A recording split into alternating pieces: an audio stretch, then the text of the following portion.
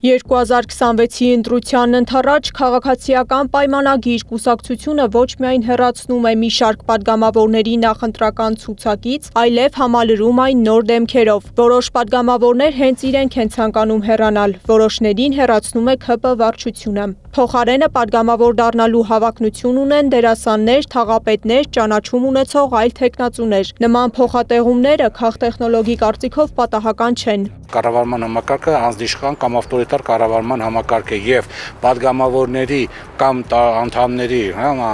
այս կամ այն անձի ցուցակում հայտնվել չհայտնվելը որոշում է ընդամենը մեկ անձ եւ այդ մեկ անձը կուսակցության ղեկավարն ու վարչապետն է։ Կառավարությունը ես եմ։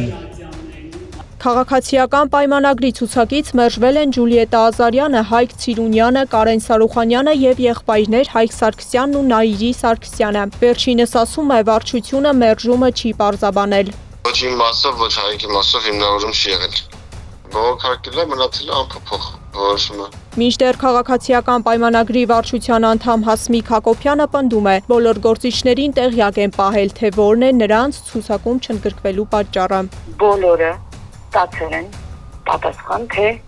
այս կամ այն գործիչը ինչու չի հայտնվել ցուցակում։ Այլ բան է, ուզում են մեր գործընկերները դրա մասին բարձրաձայն խոսել, թե ոչ։ Մերժված թեկնածուներից որոշների անունները տարբեր ժամանակահատվածներում շրջանառվել են սկանդալային եւ խնդրահարույց պատմությունների համատեքստում։ Կարեն Սարուխանյանի մտերիմը օրինակ թմրանյութի իրացման կասկածանքով էր ձերբակալվել։ Հայկ Սարգսյանի դեպքում իր իսկ պնդմամբ պատճառը կազինոների հարկի կրկնապատկման մասին առաջարկած օրենքի նախագիծն էր։ Նախագիծը դուրս չէր եկել ազգային ժողովի նախագահ Ալեն Սիմոնյանին, բայց քաղտեխնոլոգի կարծիքով այս գործոններն ուղիղ կապ չունեն միայն քաղաքական անցյալի հետ։ Դրանք նաև վարչության ղեկավարի նախընտրություններին են ծառայել։ Տվյալ անձը չի հայտնվելու, որովհետև տվյալ ուրեմն այդ անձը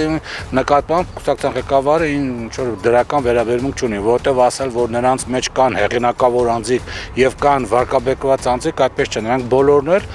նույն ուրեմն վարկանիշ ունեցող, նույն ձևի վարկաբեկված անձիկ են։ Ուղղակի վարչապետի կմահաճույքն է։ Այս սրան ընդգրկեն, որովհետև ինքը ավելի շատ կծառայի ինձ, սրան չընդգրկեն, որովհետև քիչ կծառայի ինձ։ Օրերս հրաժարականի դիմում ներկայացրած Հռիփսիմե Հունանյանի անունն էլ մամուլում քննարկվում էր ազգային ժողովի առողջապահության հանձնաժողովի ղեկավար նշանակվելու օրից։ Կառավարման ձիրք ունեցող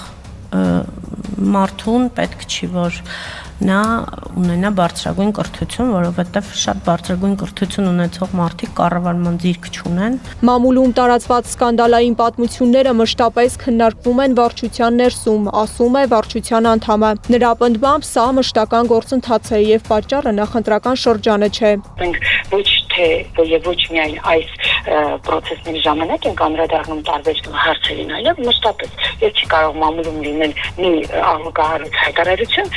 որը տաճաճ կերպով հերքված չհամարելու դեպքում մենք ենք քննարկում, մենք մեր կուսակցությունը եւ առանձնանում է նաեւ դրանով, որ մենք բոլոր հարցերը քննարկում ենք ներսում։ Թեև վարչության անդամն ասում է, որ հարցերը քննարկվում են մշտապես, քաղտեխնոլոգի պնդմամբ նման գործընթացը հենց այս շրջանի հետ է պայմանավորված, քանի որ նախկին անդամներին պետք է փոխարինեն նոր, ավելի հարմար թեկնածուներով։ Նախընտրական ցուցակում իրենց տեղն են սկսում զբաղեցնել տարբեր վարչական ռեսուրսներ ունեցող անձինք մեկ եւ երկրորդ այսպես կոչված մտավորականությունը, տարբեր տեսակի ինչ որ նկարիչ, չգիտեմ, բժիշկ եւ այլն եւ իրենց թվում է, որ եթե նկարիչը հայտնի է, չգիտեմ, կամ այդ բժիշկը հայտնի է, ուրեմն շատ մարդիկ ուրեմն կգան եւ նրան ձայն կտան ելնելով դրանից։ Այսպիսով քաղաքացիական պայմանագիր կուսակցության ընտրական ցուցակը ձևավորվում է ոչ միայն թեկնածուների քաղաքական անցյալի, այլև ներկա ռիսկերի եւ մարտահրավերների գնահատմամբ։ Թեկնածուների ցանկը պատրաստ է։ Անունները հայտնի կդառնան ընտրագրավի վճարման վերջնաժամկետից փետրվարի 4-ից հետո։ Իսկ նոր դեմքերով համալրված ցուցակը կաշխատի արդյոք կուսակցության օգտին, պարզ կդառնա ընտրությունից հետո։ Սեդակ Յուրեղյան, Էդիկ Մալաքյան, Գեգամ Ղազարյան, ABC Media։